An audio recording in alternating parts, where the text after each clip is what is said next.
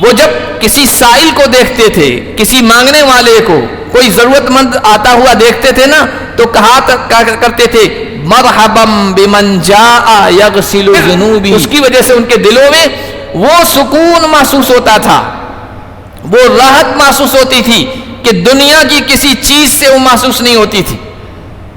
اسی لیے کہا کرتے تھے مساکین اہل الدنیا خرجوا من الدنیا وما ذاقوا اطیب ما فیہا. یہ دنیا دار، یہ دنیا پرست، یہ دنیا میں مشغول رہنے والے لوگ بیچارے مسکین ہیں، بیچارے ہیں، محتاج ہیں، عجیب محروم لوگ ہیں.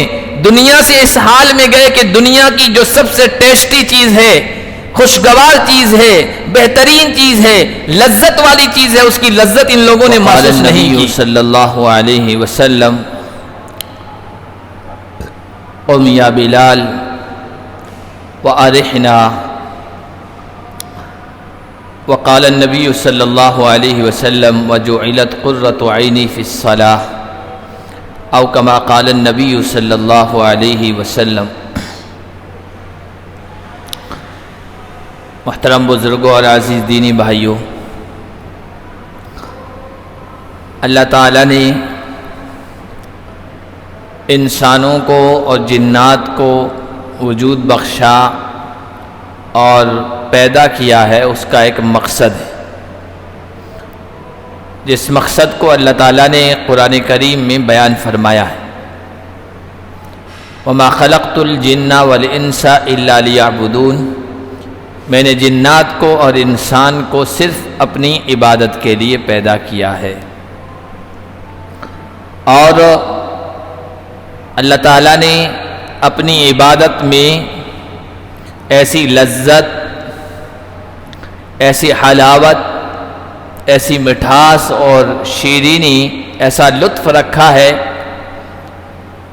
کہ جس کا مقابلہ دنیا کی کوئی لذت، کوئی حلاوت، کوئی مٹھاس نہیں کر سکتی. اس لذت کو بندہ جب محسوس کرتا ہے تو اس کی زندگی بنتی ہے، سنورتی ہے، اور اسے خوشگوار پاکیزہ زندگی حاصل ہو جاتی ہے. من عمل صالحا من ذکر او انثى وهو مؤمن فَلَنُحْيِيَنَّهُ حَيَاةً طَيِّبَةً. جو بندہ یا بندی ایمان کی حالت میں نیک اعمال کرتا ہے، عبادات کو انجام دیتا ہے، ہم انہیں بہترین پاکیزہ، خوشگوار، راحت، امن، چین، سکون والی زندگی اسے ضرور عطا کرتے ہیں. اور جو عبادتوں سے دور ہو جاتا ہے،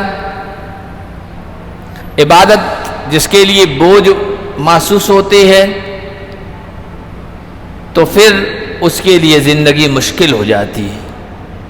من اعرض عن ذکری فإن له معیشة ضنکا. جو میرے ذکر، میری یاد، میرے قرآن، میری اطاعت اور عبادت سے منہ موڑے گا، دور ہوگا، تو اس کے لیے تنگ، پریشان کن زندگی ہے. تو اللہ تعالیٰ نے عبادت کے اندر لذت رکھی ہے، سکون رکھا ہے. آج ایمان کی کمزوری کی وجہ سے ان عبادتوں کی لذت سے اور مٹھاس سے ہم محروم ہیں. عبادتوں میں لطف ہمیں حاصل نہیں ہوتا، مزہ نہیں آتا. آج ہم اپنی زندگیوں میں یہ منظر دیکھتے ہیں، یہ صورتیں اور شکلیں دیکھتے ہیں کہ نماز کے لیے اذان ہوتی ہے، صدائے حی علی الصلاۃ، حی علی الفلاح بلند ہوتی ہے، آؤ نماز کی طرف، آؤ کامیابی کی طرف، آؤ اللہ کی طرف.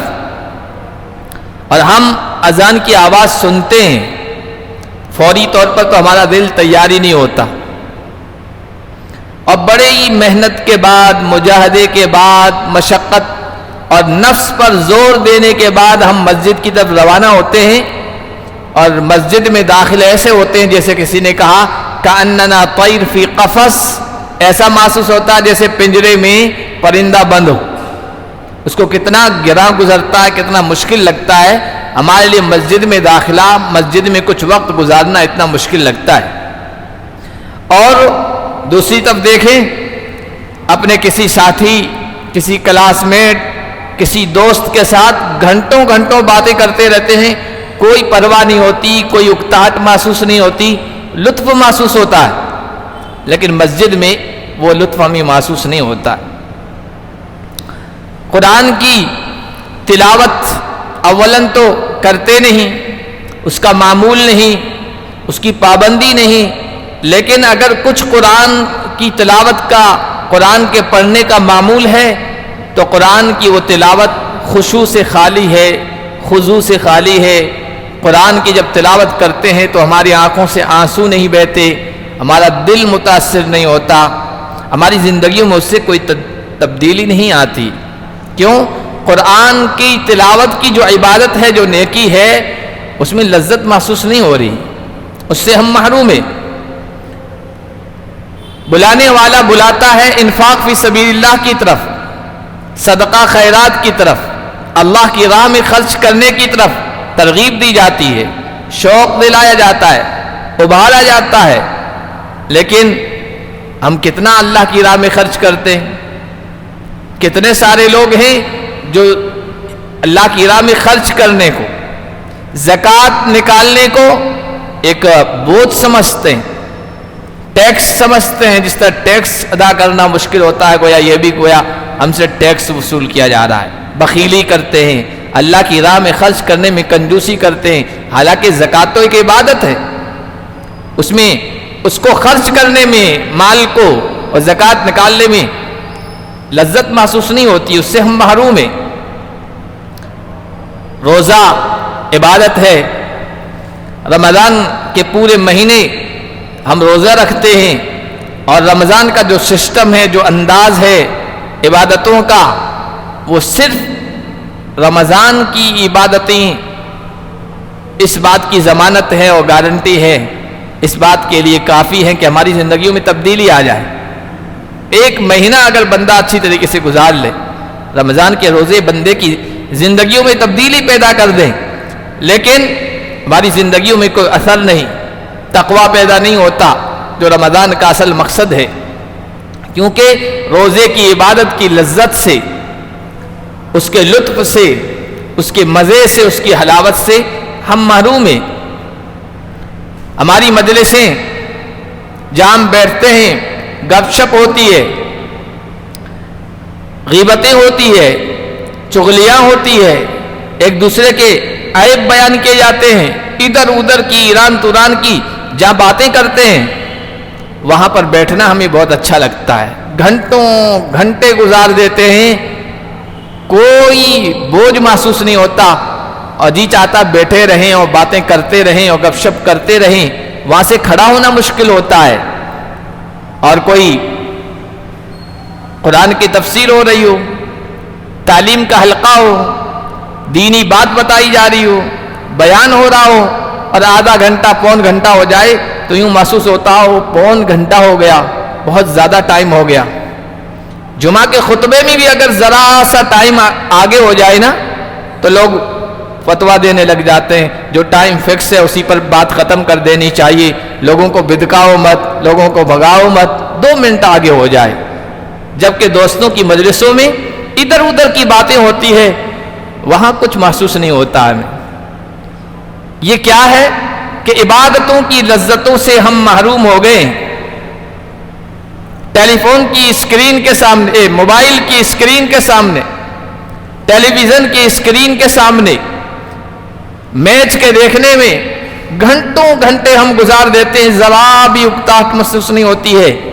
لیکن جب رحمان کا منادی، اللہ کی آواز لگانے والا آواز لگاتا ہے، آؤ اس مجلس کی طرف آؤ، اور 10-15 منٹ گزارو. فرض نماز اور اس کے آگے پیچھے سنن اور نوافل پڑھنے میں کتنا وقت لگتا ہے؟ 15 منٹ سے تو زیادہ نہیں لگتا ہے. آؤ ادھر، تو ہمارے دلوں میں اکتاہٹ محسوس ہوتی ہے، نفس بوجھل ہو جاتا ہے، پریشانی بڑھ جاتی ہے، یہ کام کرنا مشکل ہو جاتا ہے، 15 منٹ گزارنا مشکل ہو جاتا ہے، جبکہ دوسری طرف دیکھیں کہیں کرکٹ کا کھیل دیکھنے لگ جائیں 3 گھنٹے 4 گھنٹے 5 گھنٹے بیٹھے رہیں گے، کوئی اکتاہٹ محسوس نہیں ہوتی ہے۔ یہ کیا ہے؟ یہ ہے کہ عبادتوں کی لذتوں سے ہم محروم ہو گئے یا محروم کر دیے گئے۔ یہ بڑی مصیبت ہے۔ اس سے بڑی مصیبت، اس سے بڑی پریشانی ایک ایمان والے بندے کے لیے، ایک انسان کے لیے کیا ہو سکتی ہے؟ شہوتوں میں، خواہشات کی چیزوں میں تو بڑا دل لگے، بڑا لطف محسوس ہو، اور جب عبادتوں کی باری آئے تو عبادتیں ہمیں بڑی بوجھ محسوس ہو، نماز بوجھ محسوس ہو، قرآن کی تلاوت کرنا بوجھ محسوس ہو، روزہ رکھنا بوجھ محسوس ہو، اللہ کی راہ میں خرچ کرنا بوجھ محسوس ہو، حج بوجھ محسوس ہو، ذکر، تسبیح، وظائف، اوراد کی پابندی، صبح شام کے ذکر و اذکار، یہ ہمارے لیے بوجھ بن جائے۔ یہ محرومی کی بات ہے اور یہ بدقسمتی کی بات ہے۔ اللہ کے نیک بندوں کو اللہ کی اطاعت میں اور عبادت میں بوجھ محسوس نہیں ہوتا تھا، لطف محسوس ہوتا تھا، اس کے بغیر چین نہیں آتا تھا۔ نماز ایک عبادت ہے، اللہ کے نیک بندوں کو اس میں لطف محسوس ہوتا تھا، اس کے بغیر سکون محسوس نہیں ہوتا تھا۔ اس لیے نبی علیہ السلام کی زندگی میں دیکھیے، اللہ کے نبی صلی اللہ علیہ وسلم حضرت بلال سے کہا کرتے تھے، قم یا بلال ارحنا یا بلال، بلال کھڑے ہو جاؤ، بلال نماز قائم کرو، اور نماز کے ذریعے سے ہمیں راحت پہنچاؤ، سکون پہنچاؤ۔ آج ہمارا تو یہ معمول ہو گیا ہے کہ یا ربی کا لفظ ہے ارحنا یا بلال، اے بلال نماز کے ذریعے سے ہمیں راحت پہنچاؤ۔ ہم گویا اپنے عمل سے، زبان سے تو نہیں کہتے، عمل سے یہ کہتے ارحنا منہا، اس سے ہمیں چھٹکارا دو، اس سے یہ بوجھ ہلکا کرو۔ اللہ کے نبی صلی اللہ علیہ وسلم فرماتے ہیں، جعلت قرۃ عینی فی الصلاۃ، آنکھوں کی ٹھنڈک، دل کا سرور، قلب کی خوشی میری یہ نماز کے اندر ڈال دی گئی ہے، نماز کے اندر رکھ دی گئی ہے۔ یہ نماز کی لذت محسوس ہوتی تھی، اس کی وجہ سے اللہ کے نبی صلی اللہ علیہ وسلم یہ فرمایا کرتے تھے، جب نماز میں لطف محسوس ہوتا تھا نا، تو ہمارے بعض اسلاف ایسے گزرے ہیں جنہیں کوئی تکلیف تھی، کوئی بیماری تھی، اور ان کے جسم کا کوئی عضو کاٹنے کی بات آئی تو کہا کہ جب میں نماز پڑھنے لگ جاؤں نا تب تم میرا یہ عضو کاٹ دینا، نماز میں میں دنیا و مافیا سے غافل ہو جاتا ہوں۔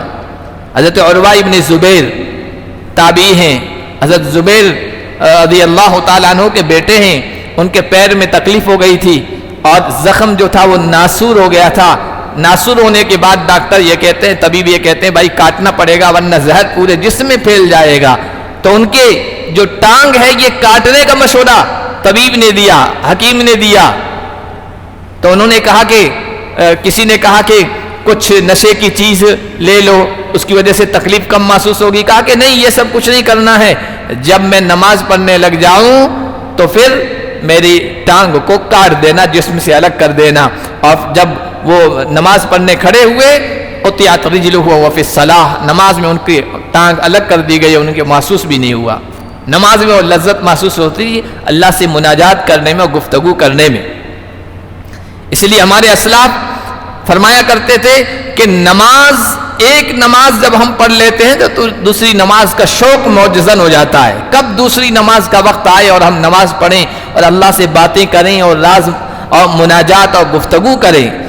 کسی سلف کے بارے میں آیا، وہ کہتے تھے ما صلیت صلاۃ الا واشتقت الی ما بعدها، جب بھی میں نے کوئی نماز پڑھی ہے، ایک نماز سے فارغ ہوا ہوں، دوسری نماز کا شوق دل کے اندر انگڑائی لینے لگا، شوق پیدا ہونے لگا۔ اور یہاں تک کہ بعض لوگ بیمار ہوتے تھے، کانا احدہم یؤتی الیہا ویحاد بین الرجلین، دو آدمیوں کا سہارا لے کر وہ نماز میں شامل ہونے کے لیے آیا کرتے تھے، مجبور ہوتے تھے، بیماری کی وجہ سے معذور ہوتے تھے، لیکن نماز کا یہ شوق ہوتا تھا، آدمیوں کا سہارا لے کر آتے تھے۔ کیوں؟ نماز کی عبادت میں لذت محسوس ہوتی تھی۔ قرآن کی تلاوت عبادت ہے، نیکی کا کام ہے، عمل صالح ہے۔ ہم میں سے کتنے لوگ ہیں رمضان میں پڑھ لیا ہوگا تو پڑھ لیا ہوگا اور اس کے بعد قرآن کی تلاوت کا معمول نہیں، قرآن کھولنا ہمارے لیے مشکل ہو گیا ہے، ایک رکوع پڑھنا ہمارے لیے مشکل ہو گیا ہے۔ قرآن کی تلاوت اور اس کی عبادت جو ہے اس کی لذت محسوس نہیں ہوتی۔ حضرت عثمان بن عفان فرمایا کرتے تھے لو طہرت قلوبنا ما شبعت من کلام اللہ۔ اصل بات یہ ہے کہ یہ جو دل ہے نا، یہ دل پاک نہیں رہے، دلوں میں گناہوں کی گندگی ہے، نافرمانی کی گندگی ہے۔ اگر ہمارے دل پاک ہو جائے نا تو اللہ کے کلام سے، قرآن کی تلاوت سے کبھی شکم سیر نہ ہو، کبھی بھرے نہ، مزید قرآن کی تلاوت کا شوق پیدا ہوتا رہے۔ علامہ ابن القیم فرمایا کرتے تھے کہ کیف یشبع المحب من کلام من ہوا غایت مطلوبہ، اللہ کو چاہنے والا محب اللہ کے کلام سے کیسے شکم سیر ہو سکتا ہے، کیسے اکتا سکتا ہے، اس کا جی تو کبھی نہیں بھر سکتا ہے۔ جس کو ہم محبوب رکھتے ہیں، جو ہماری محبوب شخصیت ہے، اگر اس سے بات کرنے کا موقع مل جائے نا تو آدمی یہ چاہتا ہے بات لمبی ہوتی رہے۔ سامنے والا پسندیدہ شخص، پسندیدہ ذات ہے، ہم سے گفتگو کر رہی ہے تو جی چاہتا ہے گفتگو لمبی سے لمبی ہو، اکتاہٹ محسوس نہیں ہوتی ہے۔ یہ قرآن کیا ہے؟ یہ اللہ ہم سے گفتگو کر رہا ہے، قرآن کریم میں اللہ ہم سے بات کر رہا ہے اور ہمیں اس میں لطف محسوس نہیں ہوتا ہے۔ صحابہ کو محسوس ہوتا تھا، اس لیے آپ دیکھیے ان کی سیرتوں میں پڑھیے، صحابہ کرام نے قرآن کریم کو تقسیم کر رکھا تھا 7 منزلوں میں، 7 منزلوں میں۔ ایک منزل روزانہ پڑھتے تھے اور ہفتے میں پورا قرآن کریم ختم کر دیا کرتے تھے۔ راتوں کو اللہ کے سامنے کھڑا ہونا ان کے لیے آسان تھا اور کھڑے ہو کر لمبی لمبی نمازیں پڑھنا، ان میں لمبی لمبی قرات کرنا، قرآن کی تلاوت کرنا ان کے لیے آسان تھا۔ پوری پوری رات گزر جایا کرتی تھی لیکن اکتاہٹ انہیں محسوس نہیں ہوتی تھی۔ ہمارے لیے تو فجر کے وقت اٹھنا مشکل ہو جاتا ہے، ان کے لیے تہجد اور قیام اللیل کے لیے اٹھنا آسان تھا کیونکہ وہ اس عبادت کی لذت کو محسوس کرتے تھے۔ عمر ابن منقدر ایک اللہ والے گزرے ہیں، ان کی والدہ نے ایک موقع پر ان سے کہا انی اشتہی ان اراک نائما، میری خواہش یہ ہے میں تمہیں سوتا ہوا دیکھوں۔ رات کو کھڑے ہوتے تھے، عبادت کرتے تھے، قیام اللیل کرتے تھے۔ والدہ کی خواہش بیٹا کبھی سو جایا کرو، میں تمہیں سوتا ہوا دیکھنا چاہتی ہوں۔ تو انہوں نے کہا یا اماں واللہ ان اللیل لا یرد علی فیحولنی، امی جان رات آتی ہے، رات کا وقت ہوتا ہے تو مجھے بہت گھبراہٹ محسوس ہوتی ہے اور پھر اس کے بعد میں اللہ کے سامنے کھڑا ہو جاتا ہوں فینقضی عنی وما قضیت منہ عربی، پھر رات گزر جاتی ہے لیکن میرے دل کی جو خواہش ہے، تمنا ہے اللہ کے سامنے کھڑا ہونے کی، وہ خواہش پوری نہیں ہو پاتی ہے۔ دل یہ چاہتا ہے رات اور لمبی ہو اور میں اللہ کے سامنے کھڑا ہوں۔ اس لیے ہمارے ایک بزرگ فرمایا کرتے تھے انی لافرح باللیل حین یقبل، جب رات آتی ہے تو میں خوش ہوتا ہوں، کیوں؟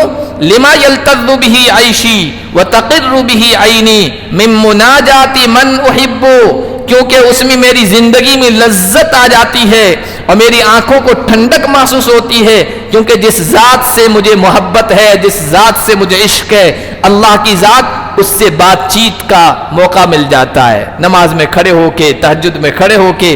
اور فرمایا کرتے ہیں وخلوتی بخدمتہ وتذللی بین یدیہ، اس کی خدمت کرے، اس کے سامنے کھڑا ہو کے، اس کے سامنے عاجزی کا اظہار کر کے، رو رو کر میں لذت محسوس کرتا ہوں۔ وَإِذَا أَعْتَمَّ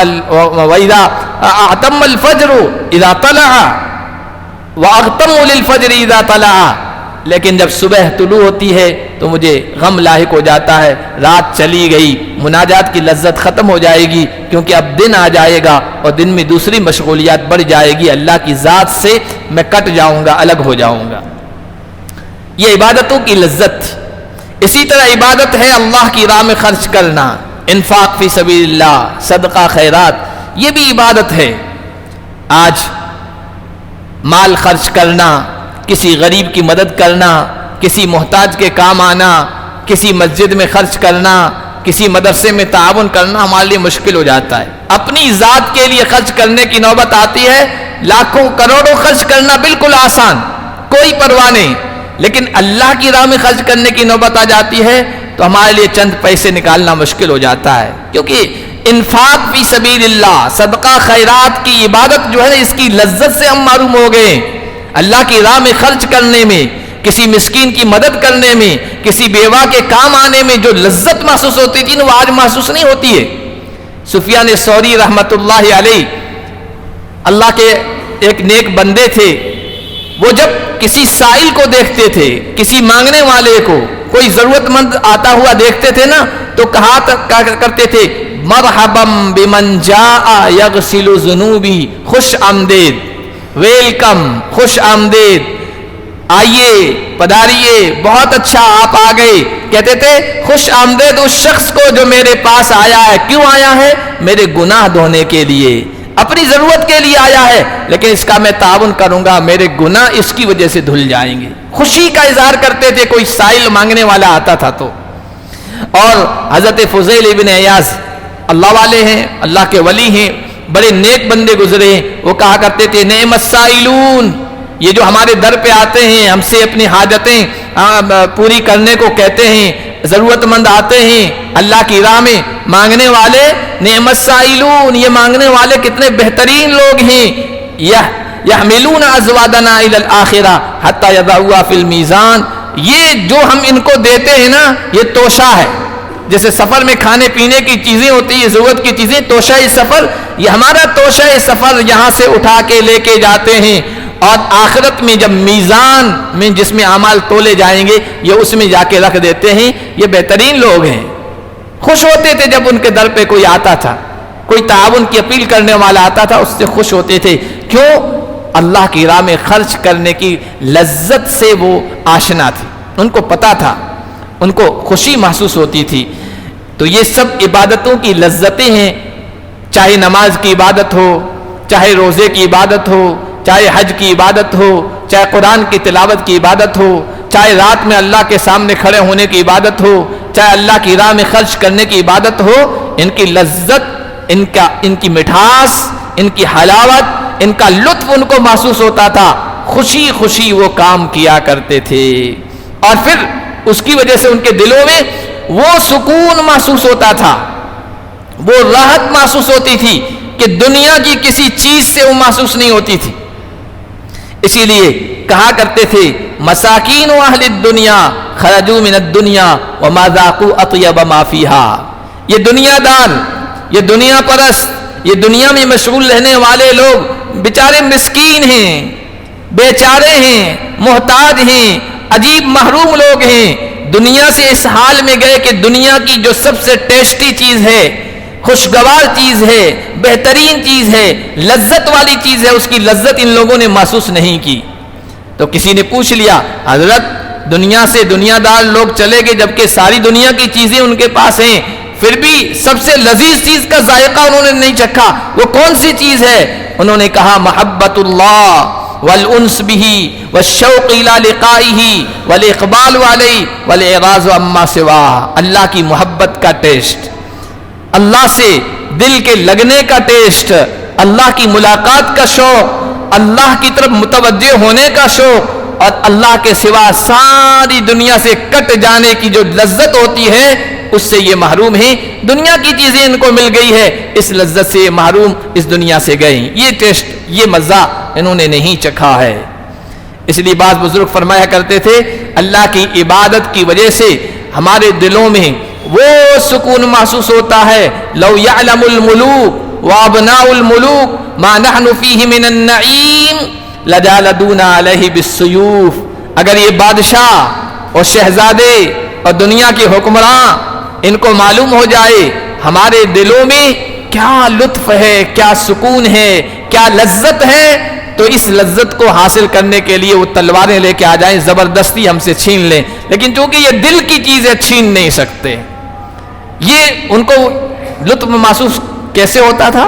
حالانکہ دنیا کی زندگی ان کی پریشانی والی ہوتی تھی، ظاہری زندگی سنگھرش والی، حکمران وقت مخالف ہے، لوگ مخالف ہیں، دنیا کے اسباب، دنیا کے وسائل کی ان کے ہاں کمی ہوتی تھی، لیکن پھر بھی دل میں سکون محسوس ہوتا تھا۔ کہا کرتے تھے اگر یہ سکون کا پتہ ان لوگوں کو چل جائے نا تو لڑ کے تلوار کے زور سے ہم سے حاصل کر لیں۔ یہ عبادتوں کا سکون ہوتا تھا جو ان کے دلوں میں محسوس ہوا کرتا تھا۔ اب آج ہمیں اس عبادت کی اس لذت سے محروم ہیں، اور محرومی کی وجہ کیا ہے؟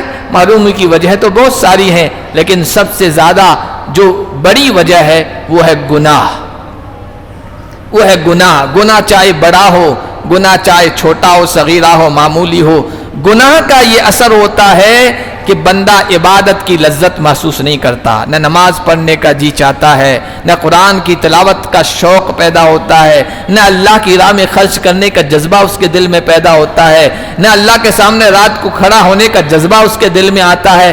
وجہ کیا ہے؟ انسانوں کی زندگیوں میں، ہماری زندگیوں میں گناہ آ گئے ہیں۔ حضرت وہیب بن ورد سے کسی نے پوچھا اَیَجِدُ لَذَّةَ الطَّعَامِ مَنْ يَعْصِي، جو بندہ نافرمانی کرتا ہے، گناہ کرتا ہے، کیا وہ عبادت کی لذت کو، اَیَجِدُ لَذَّةَ الْعِبَادَةِ مَنْ يَعْصِي، جو بندہ گناہ کر رہا ہے وہ عبادت کی لذت کو محسوس کر سکتا ہے؟ انہوں نے کہا لا ولا من ہما، گناہ کر کے گناہ کرنے کے بعد عبادت کی لذت کو محسوس کرنا تو دور کی بات، جو گناہ کا ارادہ بھی کرتا ہے نا، جس کے دل میں خیال آتا ہے گناہ کی نافرمانی کی، اگر پلاننگ بھی کرتا ہے نا، ابھی کیا نہیں ہے، صرف خیال آیا ہے، وہ بھی عبادت کی لذت سے محروم ہوگا، عبادت کی لذت کو محسوس نہیں کرے گا۔ عبادت کی لذت کو محسوس کرتا ہے کہ جس کا دل جو ہے نا یہ مضبوط ہوتا ہے، یہ بیمار نہیں ہوتا ہے۔ حضرت یحییٰ ابن معاذ فرمایا کرتے تھے سقم الجسد بالاوجاع وسقم القلوب بالذنوب، یہ دل جو کمزور ہوتا ہے، یہ جسم جو کمزور ہوتے ہیں یہ تو بیماریوں کی وجہ سے کمزور ہوتے ہیں، اور دل جو کمزور ہوتے ہیں یہ گناہوں کی وجہ سے ہوتے ہیں۔ اور جب جسم میں بیماری پیدا ہو جاتی ہے نا تو بعض مرتبہ ہمارا جسم ایسی چیزوں کو قبول نہیں کرتا جو اس کے لیے نفع بخش۔ بیمار کو دیکھیے، بہترین سے بہترین کھانے پینے کی چیزیں ان کو پیش کیجیے، اس میں لذت محسوس نہیں ہوتی ہے کیونکہ بیماری پیدا ہو گئی۔ اسی طرح جب دل بیمار ہوتا ہے نا تو یہ عبادت، یہ سب سے بہترین چیز ہے، یہ دل کی غذا ہے، یہ قلب کی غذا ہے، تو عبادت میں انہیں لذت اور ٹیسٹ محسوس نہیں ہوتا ہے کیونکہ دل بیمار ہو گیا ہے۔ بلکہ بعض مرتبہ عبادت کی چیزوں کو، نیکی کی چیزوں کو نقصان دہ سمجھنے لگ جاتا ہے۔ جس طرح بیمار جسم نفع بخش کھانے کو اور غذا کو بھی پسند نہیں کرتا ہے نا، اسی طرح بیمار دل ان عبادتوں کو بھی پسند نہیں کرتا ہے۔ اس لیے اگر عبادتوں میں لذت محسوس کرنا ہے، لطف محسوس کرنا ہے، عبادتوں کا شوق اپنے دل میں پیدا کرنا ہے، تو اس کے لیے سب سے پہلی چیز ہے کہ ہمیں گناہوں کو چھوڑنا پڑے گا، گناہوں کی زندگی چھوڑنی پڑے گی۔ گناہ چاہے کبیرہ جسے ہم کہتے ہیں، یعنی بڑے سنگین خطرناک گناہ ہو، گناہ چاہے چھوٹے ہو جسے صغیرہ کہتے ہیں، ہر طرح کے گناہوں سے جب ہم دور ہوں گے نا تو پھر نماز کا بھی شوق ہوگا، پھر اللہ کی راہ میں خرچ کرنے کا بھی جذبہ پیدا ہوگا، پھر روزہ رکھنے کا بھی جذبہ ہمارے دل میں آئے گا، پھر قرآن کی تلاوت کرتے رہیں گے لیکن ہمارا دل نہیں بھرے گا۔ آج ہماری زندگیوں میں دیکھیے ان سب چیزوں کا لطف ہے، ان کی جو لذت ہے وہ نہیں۔ قرآن کی تلاوت کرنے کا جی نہیں چاہتا ہے، نماز پڑھنا ہمارے لیے مشکل ہو جاتا ہے، روزہ رکھنا بڑا گراں گزرتا ہے، اسی طرح جتنے بھی نیکی کے کام ہیں، تسبیح ہے، ورد اوراد ہیں، وظائف ہیں، صبح و شام کی قرآن اور حدیث کی مسنون دعائیں ہیں، وہ پڑھنا ہمارے لیے مشکل ہو جاتا ہے، ان کی پابندی کرنا مشکل ہو جاتا ہے۔ وجہ اس کی یہی ہے، زندگیوں میں اللہ کی نافرمانی آ گئی، گناہوں کی زندگی آ گئی۔ اللہ پاک ہم سب کی حفاظت فرمائے اور عبادتوں میں لذت، حلاوت اور مٹھاس کا شعور اور احساس ہمارے دلوں میں پیدا فرمائے۔